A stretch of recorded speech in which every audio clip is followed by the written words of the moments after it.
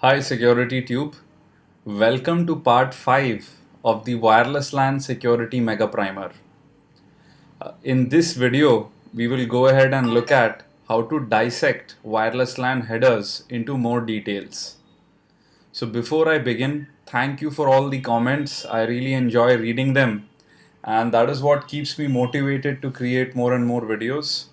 So please leave them behind, constructive, destructive, whatever feedback you have. I'm happy to kind of go through it and make changes and amendments to my training. So feedback is essential. Okay, now this chapter is a little bit involved, so please pay close attention.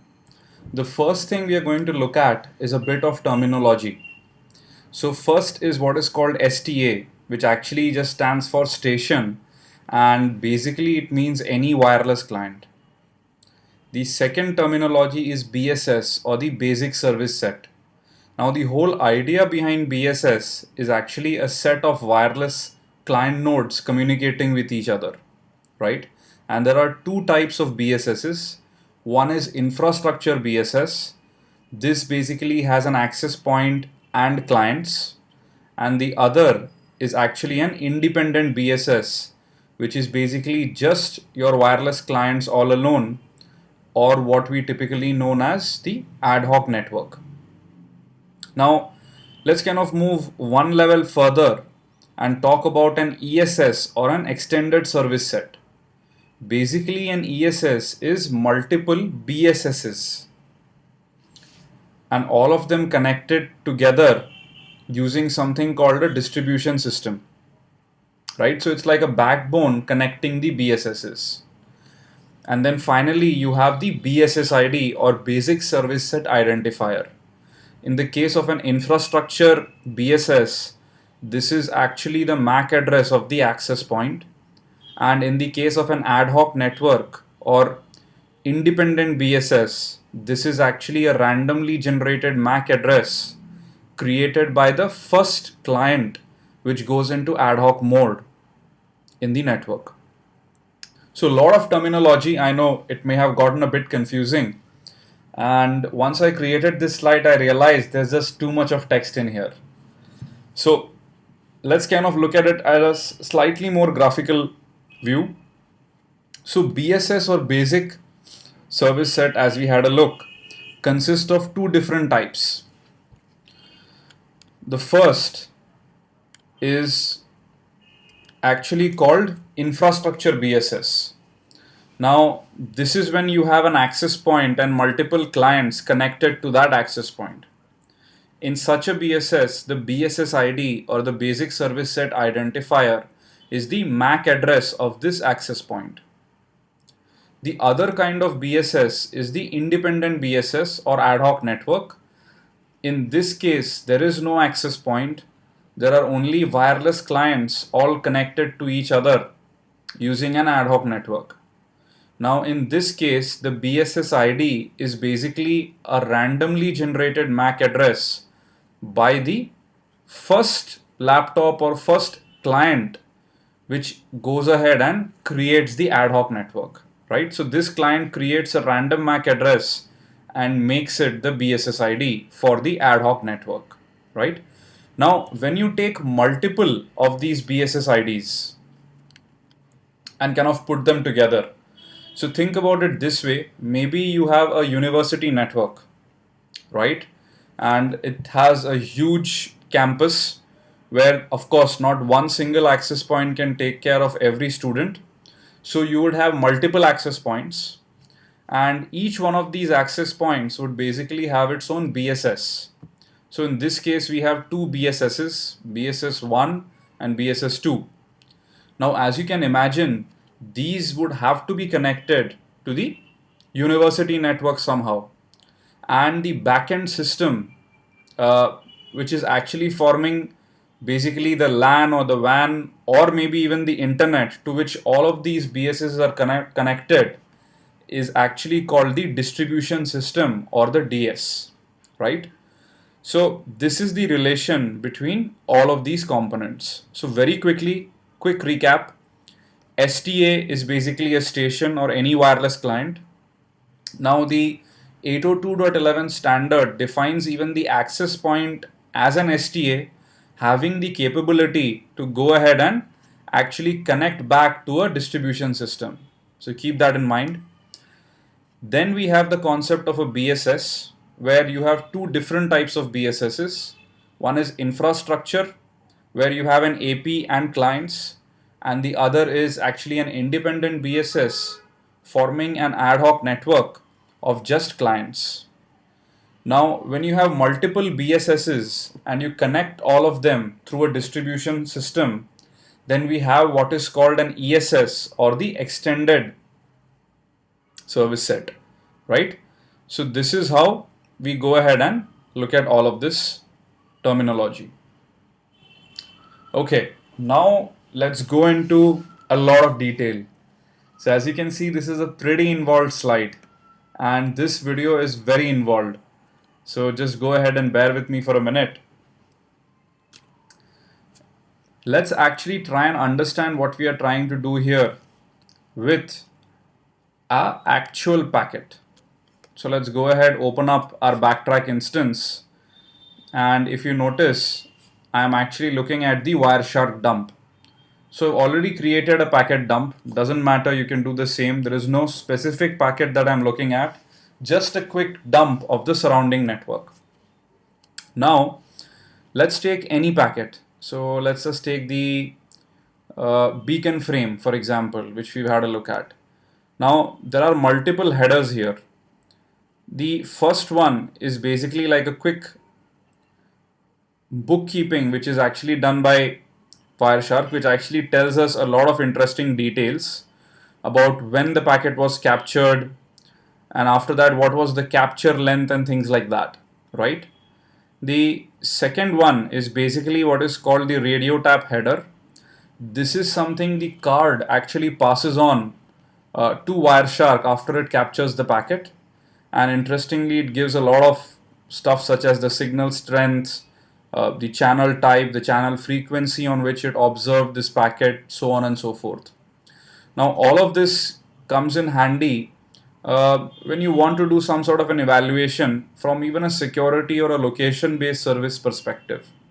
Let me give you an example. A lot of wireless intrusion detection and prevention systems use the signal strength from multiple access points on the network to triangulate the position of an attacker, right? It's a lot of complicated calculation, but this radio tap header actually gives out this information. Anyway, now coming to the WLAN headers themselves. So the first part actually is very generic, and we see a lot of interesting things here. So basically we have frame control, type and subtype, duration, and a couple of other things. And after that we actually have the beacon frame itself, a frame header itself containing information about the beacon packet, right? So how do we make sense of all of this? And this is where it is important for us to study wireless LAN packet headers, right? So now let's quickly come back to the presentation and let's understand each of these packet header types very quickly.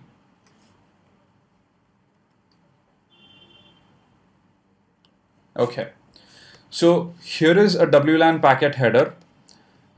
You have the frame control header field, duration ID, address 1, address 2, address 3, sequence control.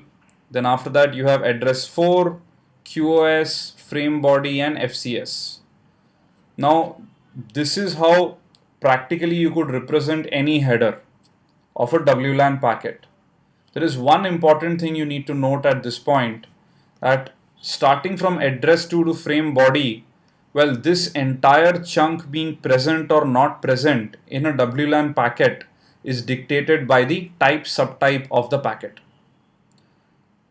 What this also means is every WLAN packet necessarily would at least have the frame control field, the duration ID field, address 1, and the FCS, right? Don't worry, we'll come to each one of these fields and what they mean in just a bit. Just hang on. What I've also done here is actually shown you the size of each of these fields. So the size mentioned here is in bytes. So frame control as an example is 2 bytes, duration ID is 2 bytes, so on and so forth. Frame body, which actually contains the bulk of the data, could be as large as 23,124 bytes according to the standard.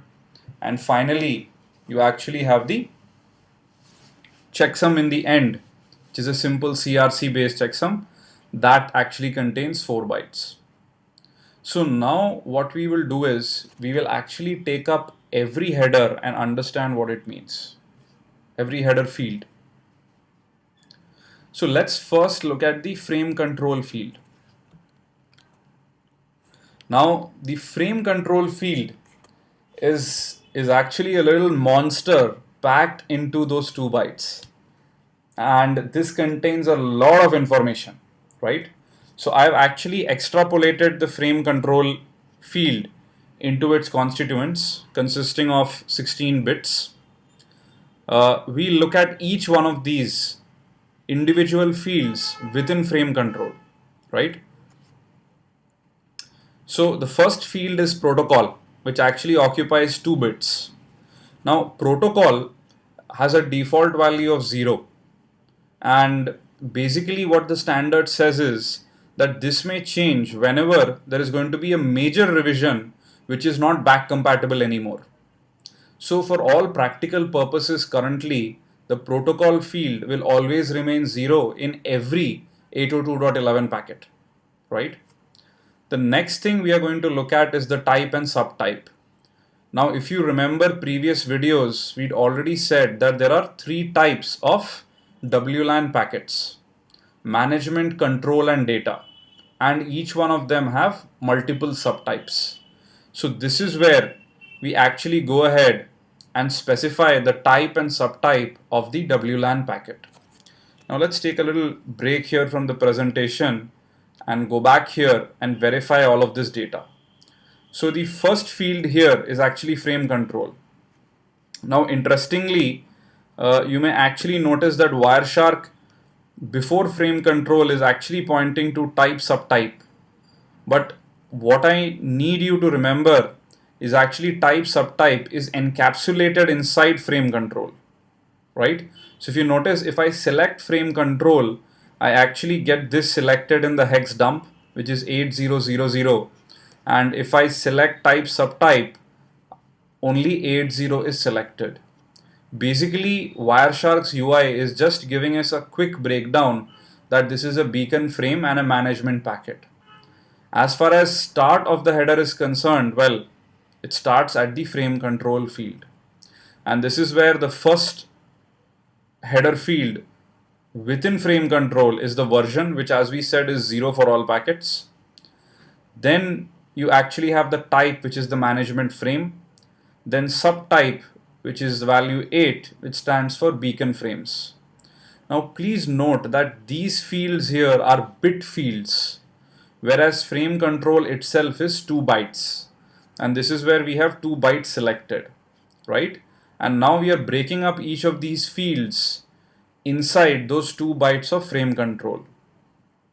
After subtype, well, this actually breaks down into multiple flags of 1 bit each.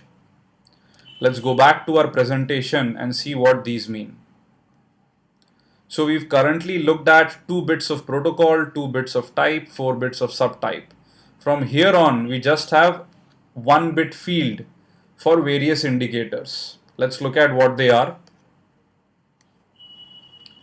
The next 2 bits stand for to_ds and from_ds. This is an interesting concept.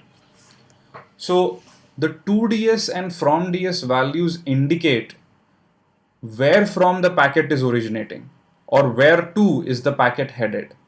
Let's take down the different values and look at what they mean.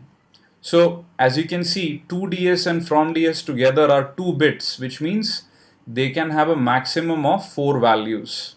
So let's take up all these 4 combinations and analyze them. The first combination is 2ds from ds, both of them are 0. This is typically put in the packet when either it is an ad hoc network or it is a management and control frame, right? So all management and control frames by default have 2ds and from ds set to 0. And if it is a data frame, then the only case when 2ds and from ds would be 0, both of them would be if that is an ad hoc network. Then you have 2ds to be 0 and from ds to be 1, which actually means the packet is exiting from the distribution system and actually going over the air, right? Then the other combination is 2ds is 1, from ds is 0. What this means is it is entering the distribution system. So one example of exiting the distribution system is when the access point sends the packet towards a wireless client. And one example of entering the distribution system is when a wireless client such as a laptop is sending a packet to the access point, maybe destined for a host on the internet. Finally, you have the case where both 2ds and from ds are 1. One of the cases where this is true is actually in the case of a wireless distribution system.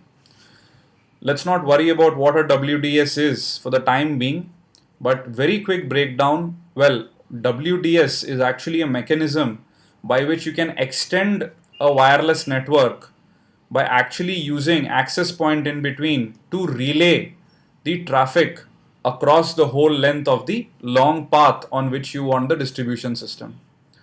So let's not worry about it for the time being, but please keep these values in mind. Let's actually verify some of this data by going back to our frame. So if you notice, this is actually a management packet, and hence 2ds and from ds both have been set to a value of 0. Right? As we can clearly see here,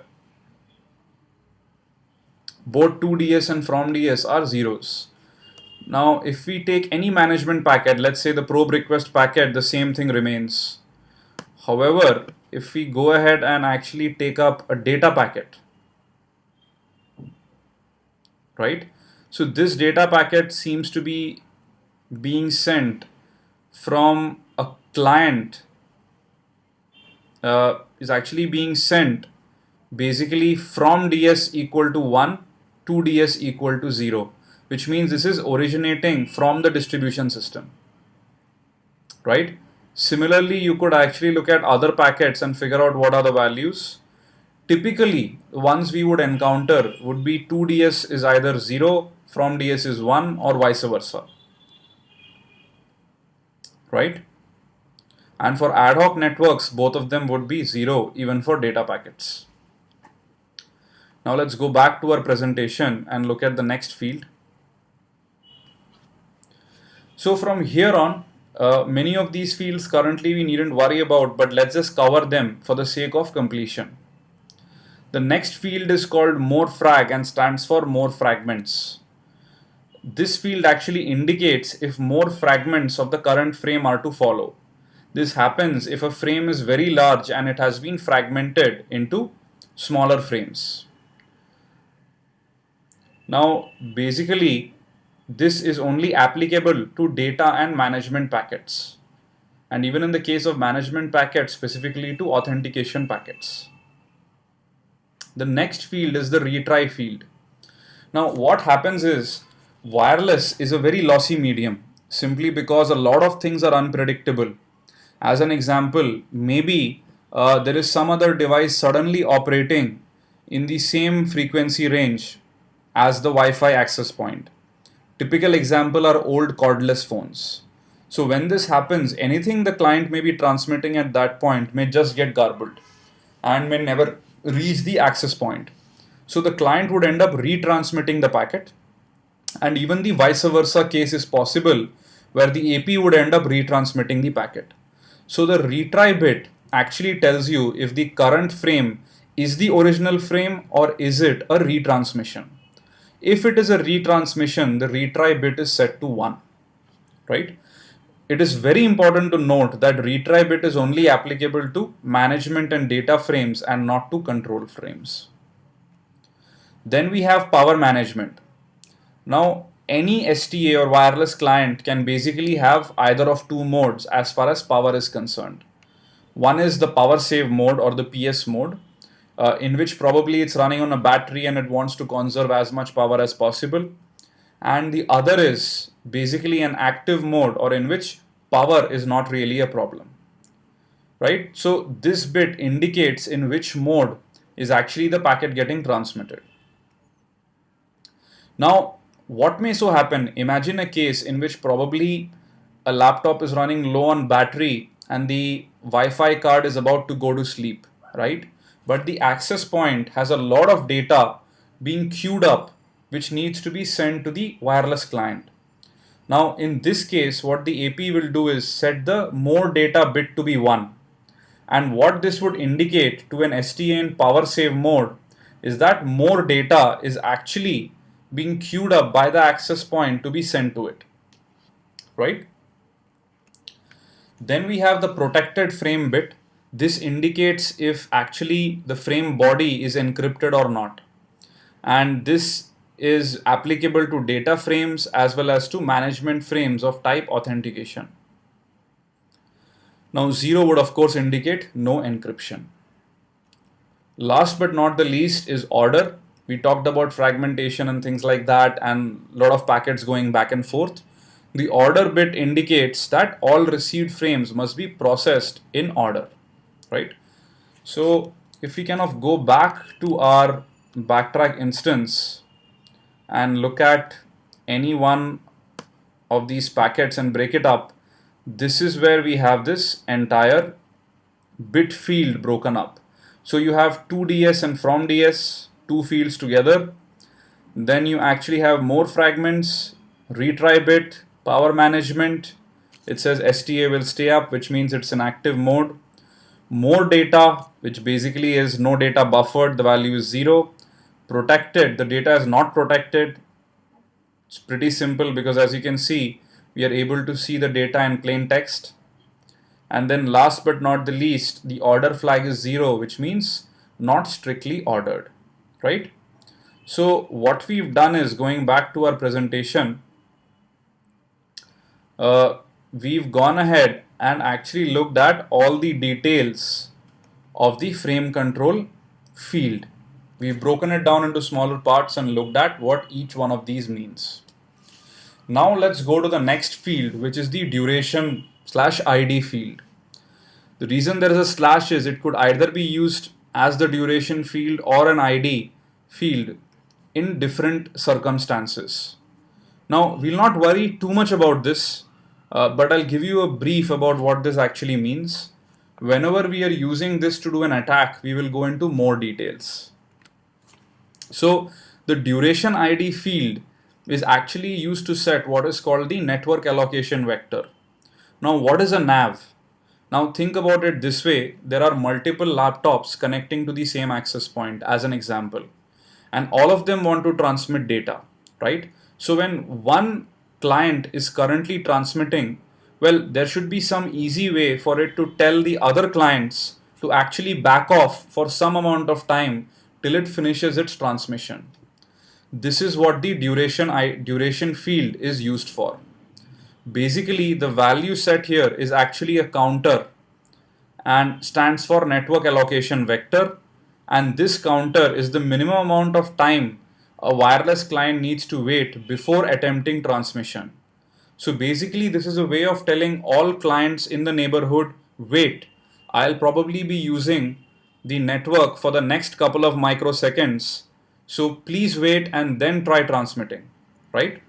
Now there are other usages as well of the duration and the ID field, and that happens in the CFP as well as the PS pole frames.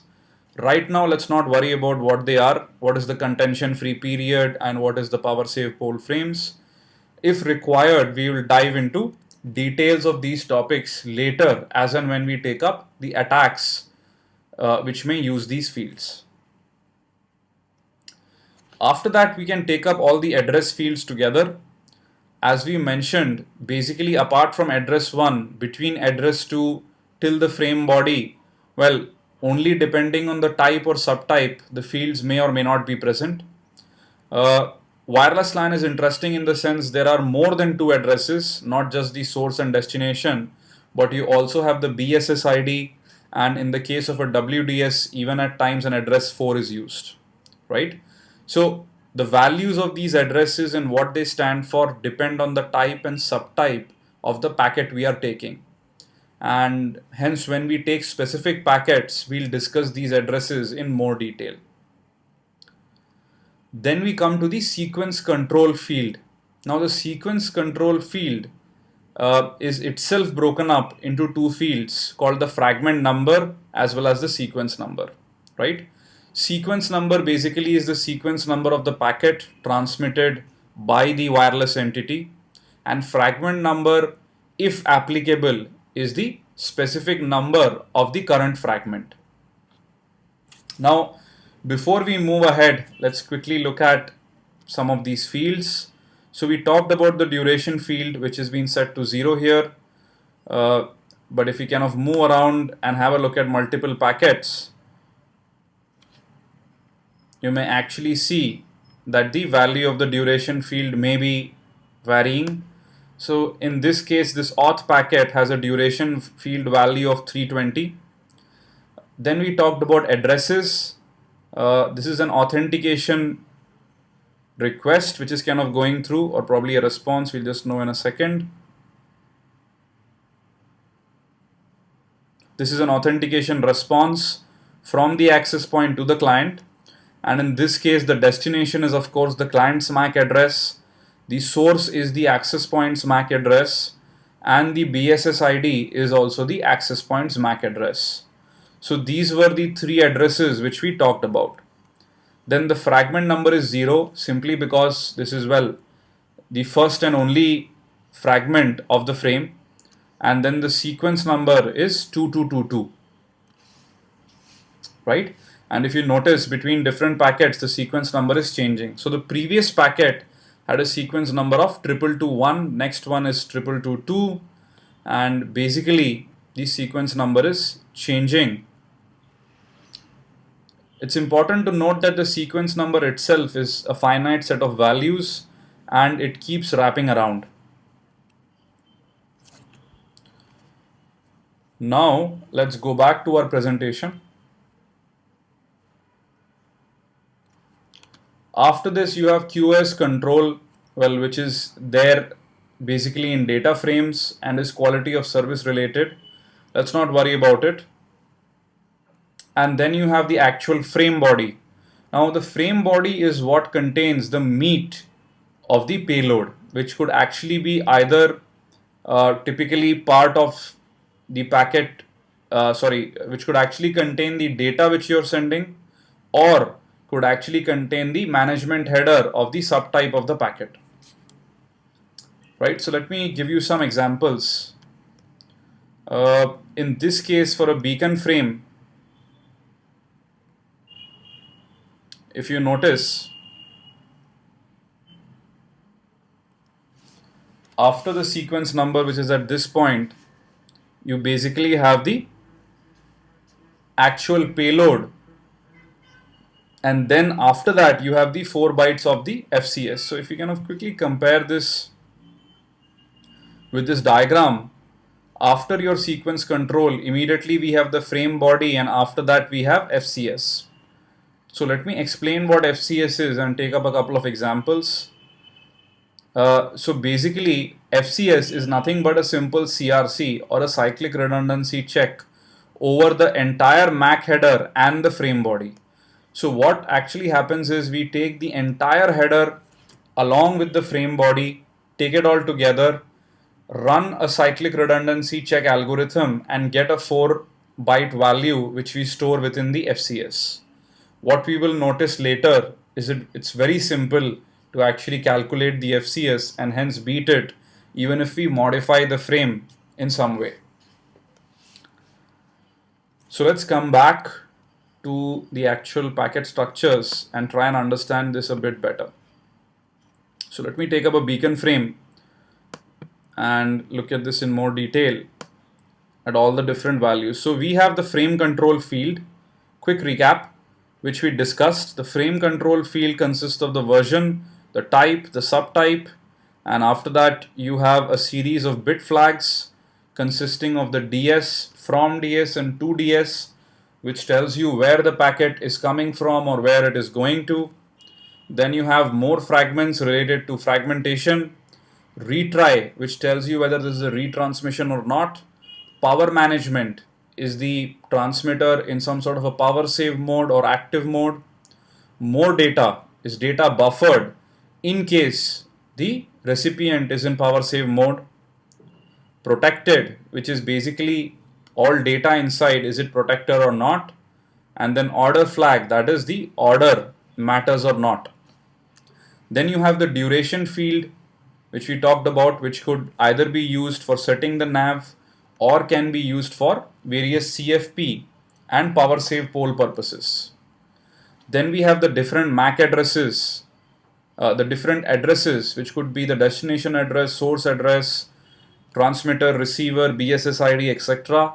What we exactly see here depends on the type, subtype of the packet. After that, we have the sequence order field consisting of the fragment number and the sequence number. Fragment number typically tells you which fragment is this current frame of a larger packet, if applicable. Sequence number is basically the sequence number of the packet itself. After that, what we have is the actual payload, which is going to be there inside. Now in this case, well, we actually have a beacon frame. So all the details about the beacon frame, which would be the capability, the SSID, the bit rates and all of that, a lot of this stuff which we had kind of looked at previously is all contained here. You can look at the tag parameters if you remember, the SSID and things like that, right? And after this we have the FCS or the frame check sequence field, right? 4 bytes, quick CRC over the entire MAC header as well as the entire frame body. Now, when you look at Wireshark's output, you may be a bit confused because some fields have been juggled up and down as far as the representation is concerned. But the easiest way to understand this is actually to select any one of these fields and look at its location down here in the hex window. So if you notice, actually the type subtype is just a quick note for you on the top, while it is part of the frame control field, which consists of the 2 bytes. Similarly, after you have the sequence number field, post that the FCS, which is shown on top, is actually there down below the last 4 bytes after the MAC header and the frame body. And this is actually what the frame body actually is, right? So let me take up another example. If I look at a probe response packet, I'll actually see similar things, in which in this case, after the sequence number, you basically have the probe response packet as the actual frame body, and then the last 4 bytes is the FCS, right? Similarly, we could kind of go down here, look at a data packet. In this case, basically FCS last 4 bytes, and this is the payload consisting of the LLC header and the ARP resolution protocol, right? So both of these together actually form the frame body. Let's come back to our presentation. So hopefully you understood a lot about WLAN MAC headers right now and how to look at every field and interpret it. The recommendation I would have for you is fire up Wireshark, take some sample packets and run through this presentation and compare what you're reading with various fields in Wireshark. That is the best way to learn.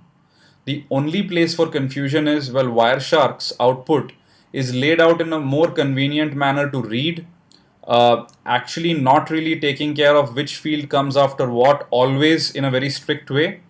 And this is where, by simply highlighting the field in the readable part of the header and by looking down in the hex dump, you can figure out the relative locations and compare it with this diagram and the bitwise representation of the fields which I have shown in previous slides. Phew, this was a very long presentation, and I can tell you it took me a long time to make the entire thing and to even think through how to actually teach you this entire concept. Hopefully you watched the video till the end and it's been interesting enough. I hope I haven't bored you with so much of theory, but herein ends the theory, and from now on 80% would just be interesting hands-on hacking practicals with little bit of theory about how to do the hack. Well, that's all for this video. Hope you've enjoyed. Please leave your comments behind. That is what keeps me awake, keeps me enthusiastic, keeps me energetic. So look forward to hearing from you. Thank you. Bye-bye.